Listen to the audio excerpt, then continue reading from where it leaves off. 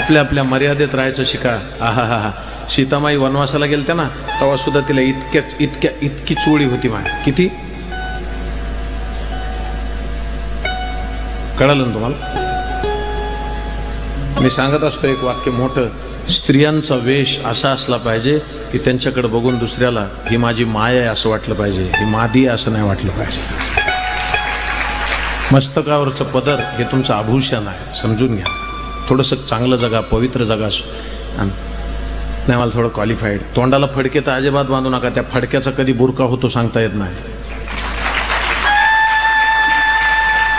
मला एक जण म्हणला, महाराज तुम्ही असं कसं काय बोलू शकता? बोलणार कोणाच्या बापाला भेट नाही महाराज. एक वाक्य मोठं बोलतो, काळीज उघडं ठेवून ऐका. माझ्या बहिणी बसलेल्या ज्यांची लग्न झालेली नाही. अरे काय तुम्हाला काय बघून देत नाही बापू? हा, मायन बाप